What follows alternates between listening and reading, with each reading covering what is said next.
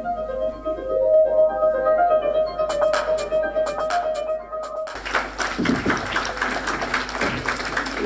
donc, médiateur social, du coup, on va passer à la thématique sociale, solidarité et ressources humaines, avec Daniel, Marie, Marie-Hélène, Maguelone, Patricia, Christian et Jean-Paul.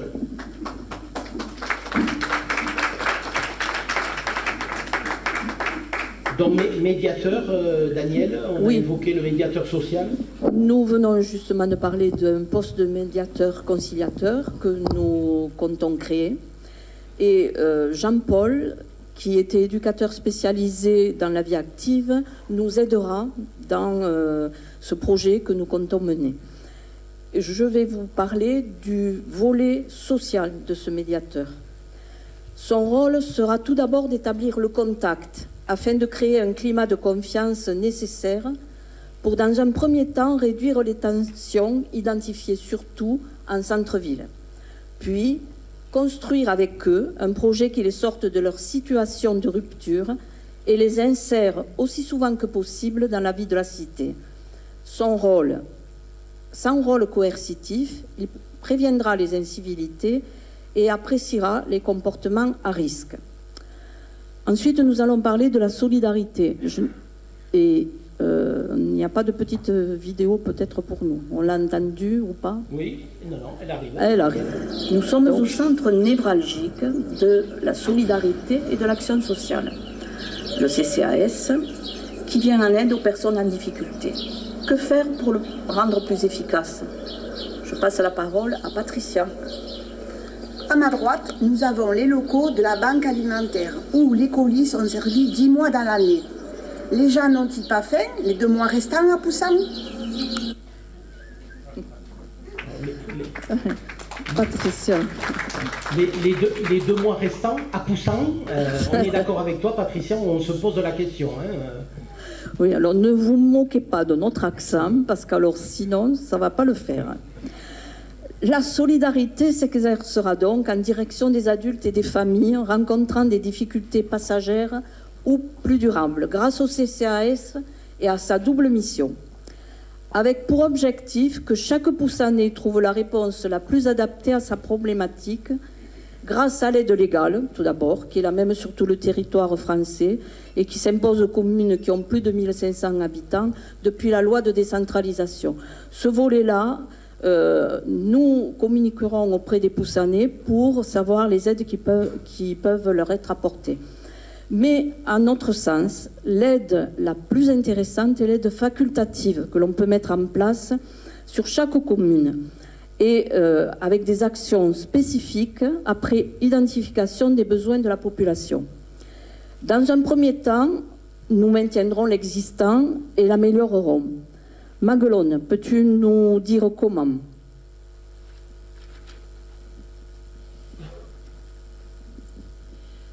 Nous allons l'améliorer en gardant le repas des aînés, parce que c'est un moment de rencontre conviviale que nous maintiendrons et en associant le conseil municipal des jeunes. Pour faciliter le lien intergénérationnel, création d'un conseil municipal jeunes et seniors. Chaque jeune élu pourra être à l'origine d'un projet d'aide et pour aider pour son binôme. Et ce projet bénéficiera d'un budget spécifique de la mairie. Alors en effet, le repas des aînés, dans notre porte-à-porte, je peux vous dire que c'est quelque chose qui ressort régulièrement et qui est fortement apprécié de la plupart de nos aînés. Donc évidemment, quand les choses répondent à un besoin, on ne remettra pas ces choses-là en cause. Au contraire, on les améliorera si on peut les améliorer. Patricia, tu es très sensible à l'aide aux personnes. Peux-tu nous dire ce que nous comptons améliorer et créer ? Bien sûr, Daniel. Nous assurerons la distribution des colis de la banque alimentaire tout le long de l'année, mobilisant les bénévoles nécessaires. Une réflexion sera menée pour assurer un accueil plus chaleureux, convivial, prenant en compte le volet humain. Les moments de rencontre générationnels seront maintenus, notamment les ciné-goûters, qui favorisent les rencontres entre aînés et résidents des maisons de retraite. Nous communiquerons plus efficacement auprès du public concerné.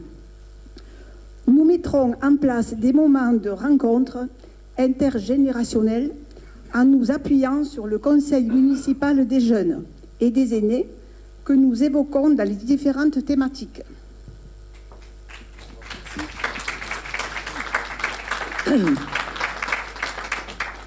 C'est quelque chose quand même d'un peu spécifique parce que en général on entend parler de conseil municipal des jeunes.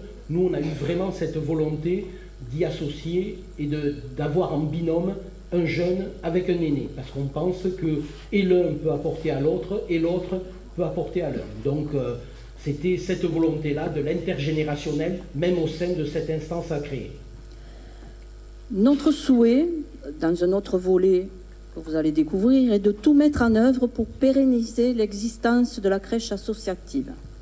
Il s'agira aussi de faire mieux connaître les différents modes d'accueil de la petite enfance grâce au relais d'assistantes maternelles du canton de Metz, pour lequel le CCAS participe financièrement.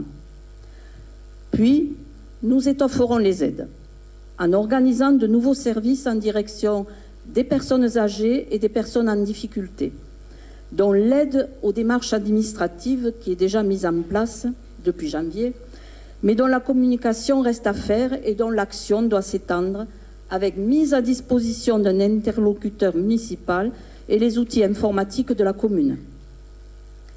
Marie, tu vas évoquer deux sujets sur lesquels nous avons beaucoup échangé avec les Poussanais lors de nos porte-à-porte. Marie est là, je ne la voyais pas. Donc la mise en place d'une navette gratuite pour faciliter le déplacement vers le centre-ville nous est très vite apparue comme une nécessité. Navette qui pourrait aussi bénéficier aux personnes en situation de handicap, pour laquelle il faudra veiller à l'amélioration de leur quotidien. Respect des places de stationnement qu'il faudra positionner judicieusement, accessibilité de tous les bâtiments communaux et des commerces. Daniel. Merci. C'est pas évident de parler devant autant de personnes, même si le nombre est réduit. Mais et donc, vous en sortez parfaitement bien, oui, pas d'inquiétude. On va se le dire. Cette liste n'est évidemment pas exhaustive et peut être enrichie d'autres mesures à mettre en place pour faciliter le quotidien de tous les Poussanais. La lutte contre l'isolement et la solitude des personnes âgées est une nécessité qui pourra s'appuyer sur les conseils de quartier que nous mettrons en place et que nous avons déjà évoqués, je pense. Oui. Je ne sais si nous pouvons nous permettre d'évoquer la mutuelle communale sous peine d'être accusée de plagiat, mais si elle s'avère pertinente, pourquoi s'en priver? La culture, les sports, les loisirs, thème fort de notre programme, rendu accessible au plus grand nombre grâce à des aides, est un point sur lequel nous devons réfléchir tous ensemble. Hélène, lorsque tu t'es retrouvée à la retraite, tu nous as dit que tu as cherché comment occuper ton temps libre. Peux-tu nous faire part de tes réflexions et des actions à mettre en place pour faciliter le passage de ce cap? Je vais essayer de me débrouiller avec cet engin. Quand la retraite arrive, une nouvelle tranche de vie commence, avec du temps libre en plus à votre disposition. Comment l'utiliser? Profiter, jubiler, comme le disent les Espagnols, avec un terme si beau, jubilados, au lieu de rester en retrait, retraité, et se sentir hors circuit. Ça, c'est des propos que j'ai entendus lors du porte-à-porte. On se sent hors de tout quand on tombe à la retraite. Tomber, oui, j'ai entendu aussi ce terme. En fait, il existe de nombreuses possibilités sur Poussan et aux alentours. Il faut les faire connaître.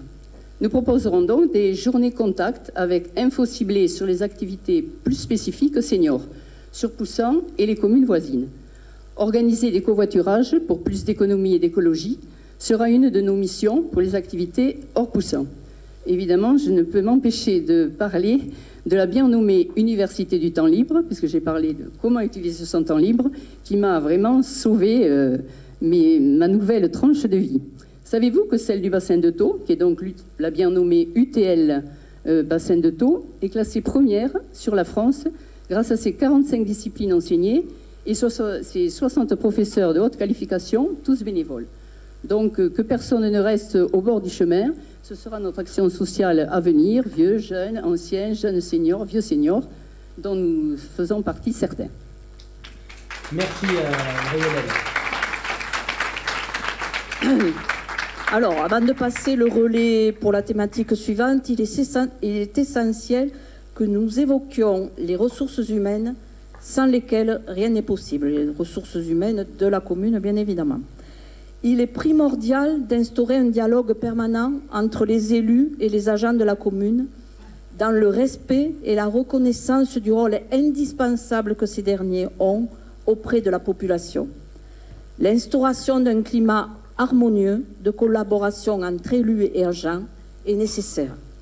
Des réunions périodiques, un séminaire annuel par exemple, mais à développer aussi, y contribueront très certainement. Merci à vous tous.